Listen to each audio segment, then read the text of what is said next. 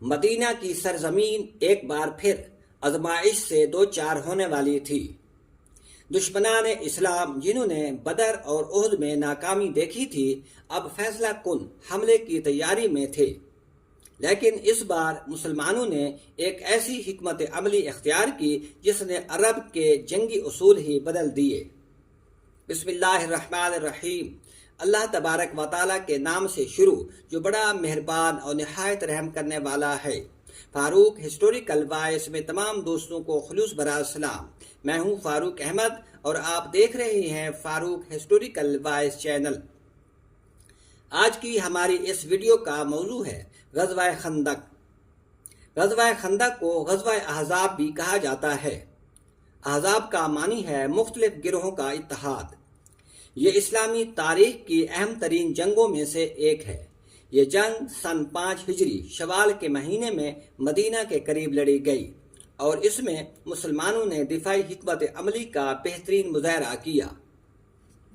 جب بنو نذیر کے یہودیوں کو جلا وطن کیا گیا تو ان کے سربراہ مکہ میں قریش کے سرداروں کے پاس گئے، انہیں آپ صلی اللہ علیہ وسلم کے ساتھ جنگ کرنے کی ترغیب دلائی اور وعدہ کیا کہ ہم تمہارا بھرپور ساتھ دیں گے یہاں تک کہ مسلمان نیست و نابود ہو جائیں۔ ابو سفیان نے اس تجویز کی بہت قدر کی اور کہا کہ اس دنیا میں وہ ہمیں سب سے زیادہ پیارا ہے جو محمد صلی اللہ علیہ وسلم کی دشمنی میں ہمارا ساتھ دے۔ پھر قریش نے ان یہودیوں سے کہا کہ تم پہلی کتاب والے ہو، ہمیں بتاؤ کہ ہم حق پر ہیں یا محمد صلی اللہ علیہ وسلم۔ یہودیوں نے کہا کہ تم ہی حق پر ہو۔ اس پر قریش بہت خوش ہوئے۔ اس کے بعد وہ یہودی دوسرے قبائل کے لوگوں کے پاس بھی گئے، وہ بھی ان کا ساتھ دینے کے لیے تیار ہو گئے۔ اس طرح ان یہودیوں نے عرب کے دوسرے قبائل کو بھی مسلمانوں کے خلاف تیار کر لیا۔ ناظرین کرام، قبیلہ بنو نذیر کو آخر مسلمانوں نے جلا وطن کیوں کیا؟ قبیلہ بنو نذیر مدینہ کے یہودی قبائل میں سے ایک تھا۔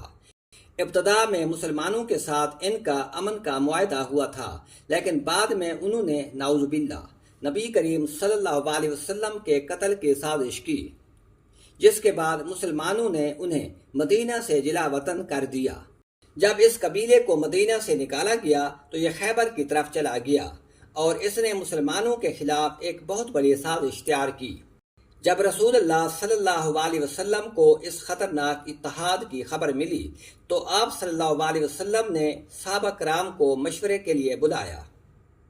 حضرت سلمان فارسی رضی اللہ تعالی عنہ نے مشورہ دیا کہ مدینہ کے باہر خندق کھودی جائے۔ انہوں نے کہا ایران میں جب دشمن کی یلغار ہوتی ہے تو شہر کے گرد خندق کھودی جاتی ہے تاکہ دشمن گھوڑوں پر حملہ نہ کر سکے۔ یہ مشورہ سب نے پسند کیا اور آپ صلی اللہ علیہ وسلم نے فوراً مدینہ کے شمالی جانب خندق کی کھدائی کا حکم جاری کر دیا۔ خندق کی لمبائی تقریباً 5 کلومیٹر اور گہرائی 10 فٹ اور چوڑائی قریباً 9 میٹر تھی۔ خندق 20 دن میں مکمل ہوئی۔ خندق کی کھدائی میں آپ صلی اللہ علیہ وسلم نے مسلمانوں کے ساتھ خود بھی کام کیا۔ یہ سخت سردی کا موسم تھا، کھانے پینے کی قلت تھی، مگر صحابہ کرام نے صبر و قربانی کی عظیم مثالیں قائم کی۔ اس جنگ میں مسلمانوں کی تعداد 3000 تھی، جبکہ دشمنوں کی تعداد 10,000 تھی۔ خندق کی کھدائی کے دوران آپ صلی اللہ علیہ وسلم کے کچھ معجزات ظاہر ہوئے۔ خندق کی کھدائی کے دوران ایک بہت بڑا پتھر آ گیا جو کسی سے بھی نہ ٹوٹ رہا تھا۔ آپ صلی اللہ علیہ وسلم نے خود کدال اٹھائی اور 3 ضربوں سے اس پتھر کو توڑ دیا۔ ہر ضرب پر ایک روشنی نکلی اور آپ صلی اللہ علیہ وسلم نے فرمایا، نمبر 1 مجھے شام کی فتح دی گئی ہے، نمبر 2 مجھے فارس یعنی ایران کی فتح دی گئی ہے، نمبر 3 مجھے یمن کی فتح دی گئی ہے۔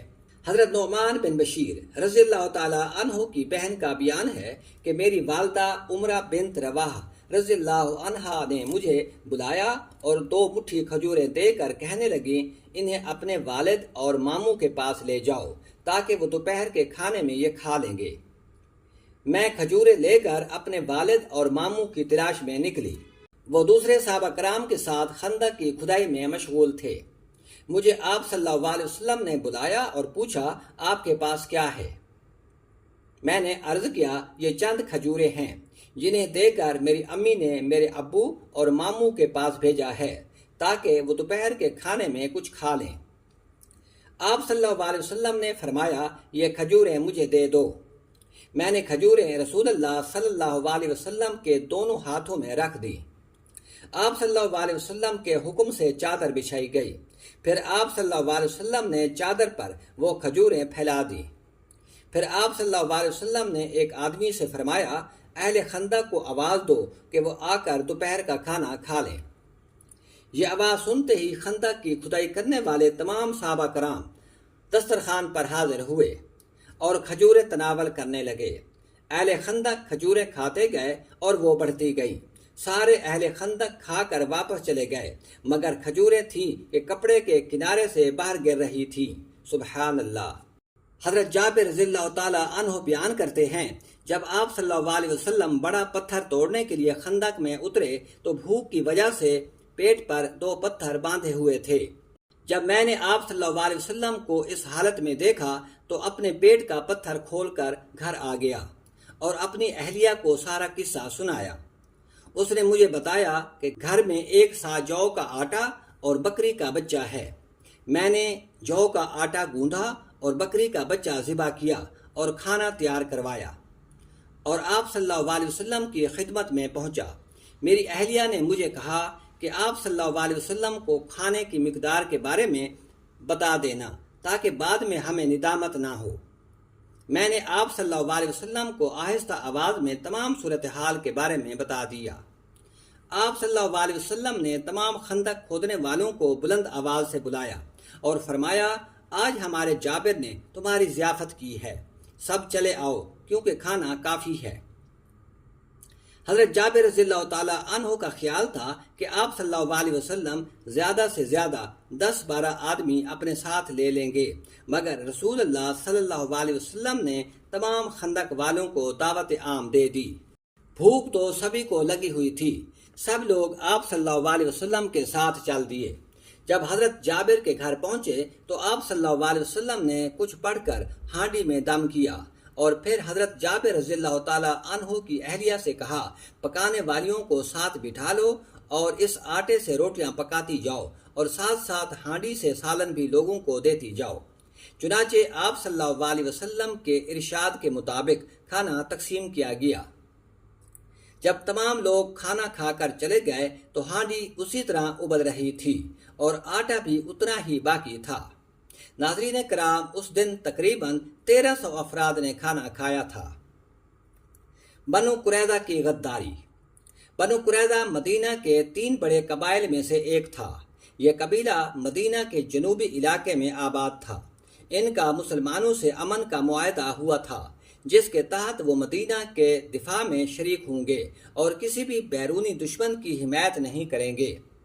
مدینہ کے مشرق و مغرب میں پہاڑ تھے اور جنوب میں بنو قریظہ کی بستیاں تھیں۔ اس علاقے میں خندق نہ کھودی گئی تھی کیونکہ بنو قریظہ پر اعتماد تھا۔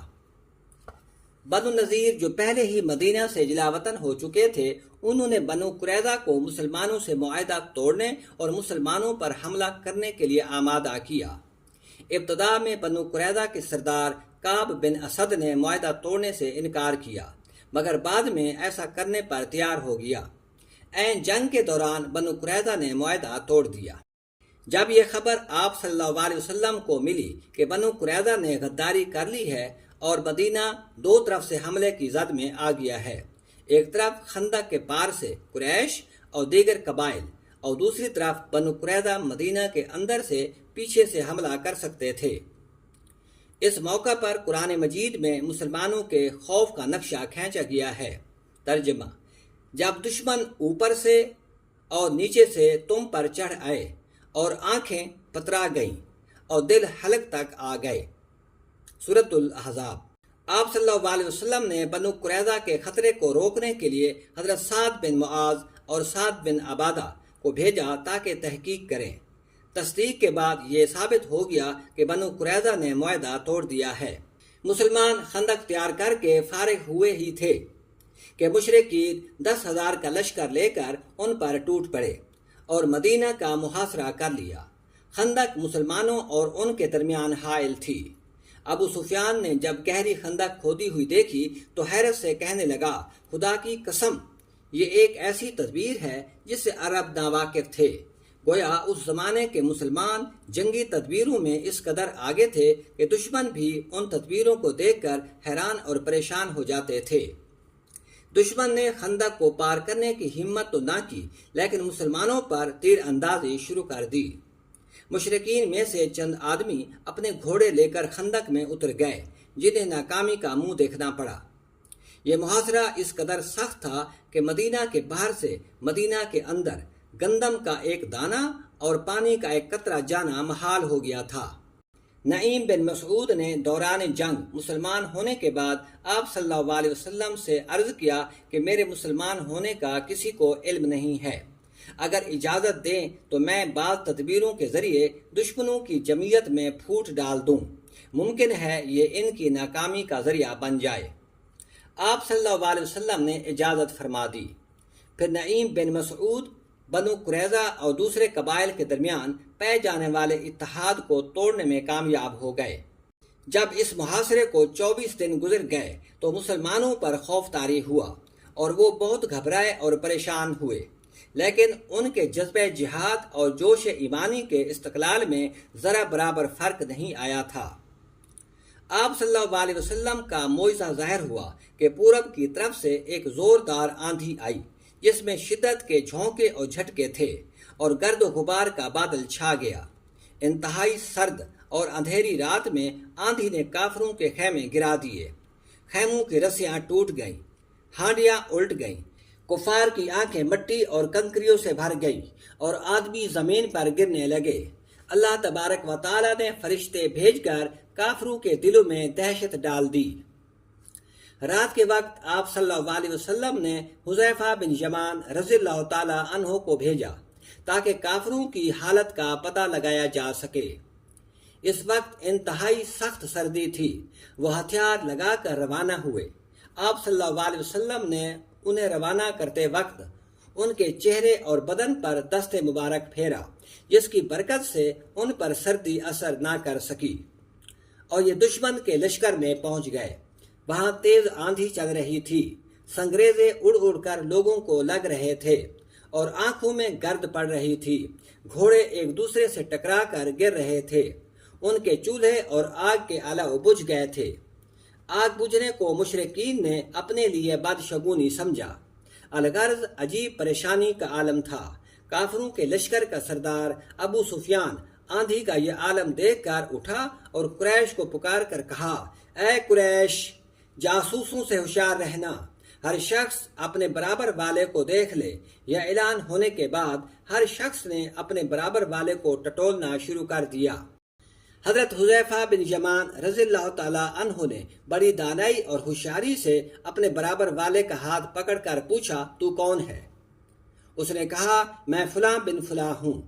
اس کے بعد ابو سفیان نے کہا، اے قریش، تم یہاں نہیں ٹھہر سکتے، گھوڑے اور اونٹ ہلاک ہو چکے ہیں اور بنی قریظہ اپنے عہد سے پھر گئے ہیں، ان کی طرف سے ہمیں خطرناک خبریں مل رہی ہیں۔ آندھی نے جو حال کیا ہے تم دیکھ رہے ہو، بس اب یہاں سے کوچ کرو، اور میں کوچ کر رہا ہوں۔ ابو سفیان یہ کہہ کر اپنی اونٹنی پر سوار ہو گیا اور لشکر میں کوچ کوچ کی آوازوں کا شور مچ گیا۔ کافروں پر جو ہوا آئی تھی وہ ہر چیز کو الٹ رہی تھی، مگر یہ ہوا اس لشکر سے باہر نہ تھی۔ اب یہ لشکر راتوں رات اپنے خیمے چھوڑ کر بھاگ نکلا۔ سامان سواریوں پر لاد کر لے جانا ان کے لیے ممکن نہ رہا، اس لیے کثیر سامان وہیں چھوڑ گئے۔ مشرکین کے اس طرح فرار ہو جانے کو مسلمانوں کی فتح سے تعبیر کیا گیا ہے۔ قرآن مجید میں سورۃ احزاب میں اسی آندھی کا ذکر آیا ہے۔ ترجمہ: اے ایمان والو، اللہ کا احسان اپنے اوپر یاد کرو۔ جب تم پر کچھ لشکر آئے تو ہم نے ان پر آندھی اور وہ لشکر بھیجے جو تمہیں نظر نہ آئے، اور اللہ تمہارے کاموں کو دیکھتا ہے۔ اتنے بڑے مارکے میں یہ بات تعجب انگیز تھی کہ فریقین کا جانی نقصان بہت کم ہوا، مسلمانوں میں سے 8 صحابہ کرام نے جام شہادت نوش کیا، جبکہ کافروں میں سے 4 کافر جہنم واصل ہوئے۔ دراصل خندق نے ایسا معجزہ کر دکھایا کہ اتنی بڑی جنگ کے باوجود انسانی جانوں کی حفاظت کا ایک بہترین انتظام میسر آ گیا۔ مسلمانوں کے تمام شہداء انصار میں سے تھے۔ اتفاق سے اس جنگ میں کسی مہاجر صحابی کی قسمت میں شہادت کا رتبہ نہیں لکھا گیا تھا۔ انصار میں سے جو لوگ شہید ہوئے ان میں سب سے مشہور شخصیت حضرت سعد بن معاذ رضی اللہ تعالی عنہ کی تھی۔ حضرت سعد بن معاذ رضی اللہ تعالی عنہ قبیلہ اوس کے سردار اور بے پناہ خوبیوں کے مالک تھے۔ حضرت مصعب بن عمیر رضی اللہ تعالی عنہ کی کوششوں سے مسلمان ہوئے۔ قبول اسلام سے پہلے اپنے قبیلے کے سارے مرد و زن کو جمع کر کے پوچھا، میرے بارے میں تمہاری کیا رائے ہے؟ انہوں نے یک زبان ہو کر جواب دیا، آپ ہمارے سردار ہیں، ہمارے سردار کے بیٹے ہیں، ہم سب سے زیادہ سمجھدار اور ذہین ہیں۔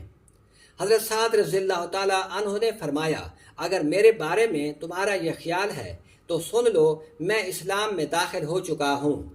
جب تک تم بھی اللہ کی وحدانیت اور آپ صلی اللہ علیہ وسلم کی رسالت پر ایمان نہیں لاؤ گے، میرا تم سے کوئی تعلق نہیں ہے۔ حضرت سعد رضی اللہ تعالی عنہ اپنے قبیلے میں اتنے معزز و محترم اور قابل اعتماد تھے کہ ان کی بات سن کر پورے کا پورا قبیلہ اوس اسلام میں داخل ہو گیا۔ حضرت سعد بن معاذ رضی اللہ تعالی عنہ نے اپنے اثر و رسوخ کو دعوت اسلام کے لیے وقف کر دیا۔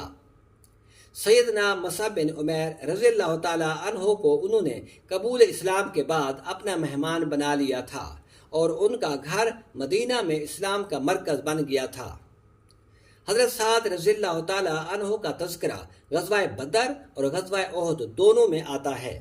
ان کے کارنامے آپ صلی اللہ علیہ وسلم اور تمام صحابہ کرام نے دیکھے تھے اور ان کی تحسین فرمائی تھی۔ جنگ خندق میں بھی انہوں نے اپنے شایان شان حصہ لیا۔ خندق کی کھدائی سے لے کر دشمن کے مقابلے پر ڈٹ جانے تک اور احزاب کے مقابلے میں جرأت مندانہ اور حکیمانہ مشورے دینے سے لے کر بنو قریظہ کے متعلق فیصلہ دینے تک ہر مقام پر وہ ممتاز اور منفرد نظر آتے ہیں۔ جب سعد بن معاذ رضی اللہ تعالی عنہ زرہ پہنے خندق کی طرف روانہ ہوئے تو آپ کی والدہ محترمہ نے بنو حارثہ کی حویلی میں سے جہاں مسلمان خواتین جمع تھیں انہیں دیکھا۔ ان کی زرہ چھوٹی تھی جس میں سے ان کا ہاتھ باہر نکلا ہوا تھا۔ حضرت سعد رضی اللہ تعالی عنہ کی حقیقی والدہ قبصہ رضی اللہ تعالی عنہا اور روحانی والدہ ام المومنین حضرت عائشہ صدیقہ رضی اللہ تعالی عنہا دونوں نے انہیں دیکھا۔ حضرت سعد رضی اللہ تعالی عنہ رجزیہ شعر پڑھتے جا رہے تھے جس کا ترجمہ یہ ہے، ذرا سا انتظار کرو، ابھی جنگ بھی حملے کا منظر دیکھ کر اش کر اٹھے گی۔ موت سے کیا ڈرنا، موت تو اپنے وقت پر آ کر رہتی ہے۔ ان کی والدہ نے آواز دے کر کہا، بیٹا تم نے بڑی دیر کر دی ہے، جلدی میدان جنگ میں پہنچو۔ ام المومنین نے فرمایا، کاش سعد کی زرہ طویل ہوتی، اس کی زرہ سے اس کا ہاتھ باہر نکلا ہوا تھا۔ حضرت سعد رضی اللہ تعالی عنہ جب میدان میں پہنچے، ایک کافر ابن الارقہ نے تیر مارا جو ان کے ننگے ہاتھ میں پیوست ہو گیا، اس سے ہاتھ کی رگ کٹ گئی۔ حضرت سعد رضی اللہ تعالی عنہ کی شہادت بعد میں اسی زخم کی وجہ سے ہوئی تھی۔ زخم لگنے کے بعد آپ صلی اللہ علیہ وسلم نے حضرت سعد کے لیے مسجد نبوی کے صحن میں ایک خیمہ نصب کروا دیا۔ آپ صلی اللہ علیہ وسلم خود صبح شام عیادت کے لیے تشریف لے جاتے تھے۔ ایک صحابیہ حضرت رفیدہ رضی اللہ تعالی عنہا جو زخموں کی مرہم پٹی اور علاج معالجے کی ماہر تھیں، ان کو حضرت سعد کی دیکھ بھال اور علاج کے لیے مامور فرما دیا تھا۔ زخم سے خون بند نہیں ہو رہا تھا، آپ صلی اللہ علیہ وسلم نے خود حضرت سعد کے زخم کو داغ دیا۔ داغے جانے کے بعد اگرچہ خون تو بند ہو گیا تھا لیکن ہاتھ سوج گیا تھا، جس کی وجہ سے حضرت سعد کو خاصی تکلیف محسوس ہوتی تھی۔ تکلیف کے ان دنوں میں بھی حضرت سعد رضی اللہ تعالی عنہ کا حوصلہ کبھی پست نہیں ہوا۔ اپنے زخم کی شدت کو دیکھ کر تقریباً انہیں یقین ہو گیا تھا کہ اس زخم سے وہ جاں بر نہیں ہو سکیں گے۔ ایک روز انہوں نے اللہ تبارک و تعالیٰ سے دعا مانگی۔ انہوں نے کہا، اے اللہ، اگر قریش سے مزید کچھ جنگیں ہونا باقی ہیں تو مجھے بھی مزید مہلت دے دے۔ میں ان لوگوں سے لڑنے کی تمنا رکھتا ہوں جنہوں نے تیرے سچے رسول صلی اللہ علیہ وسلم کو تکلیفیں پہنچائیں، ان کو جھٹلایا اور پھر ان کو گھر سے نکال دیا۔ اگر ان لڑائیوں کا خاتمہ ہو گیا ہے تو مجھے شہادت عطا فرما دے۔ ہاں، میری یہ التجا ہے کہ بنو قریظہ کے معاملے میں میرا دل ٹھنڈا ہو جانے تک مجھے زندگی کی مہلت عطا فرما دے۔ بنو قریظہ نے جو بد عہدی کی تھی اس کی سزا دینے کے لیے خود اللہ تبارک و تعالیٰ نے آپ صلی اللہ علیہ وسلم کو حکم دیا کہ بنو قریظہ کا معاملہ طے کرنے سے پہلے اپنے ہتھیار نہ کھولیں۔ آپ صلی اللہ علیہ وسلم نے اس حکم ربانی کے مطابق بنو قریظہ کے قلعوں کا محاصرہ کر لیا۔ چند ہی دنوں کے اندر ان لوگوں نے اس شرط پر ہتھیار ڈال دیے کہ اس مسئلے میں سعد بن معاذ رضی اللہ تعالی عنہ کو منصف مقرر کیا جائے اور وہ جو فیصلہ کرے اسے تسلیم کر لیا جائے۔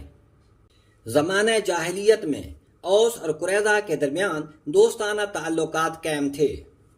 آپ صلی اللہ علیہ وسلم نے یہودیوں کی یہ شرط قبول فرما لی اور سعد بن معاذ رضی اللہ تعالی عنہ کو بلا بھیجا۔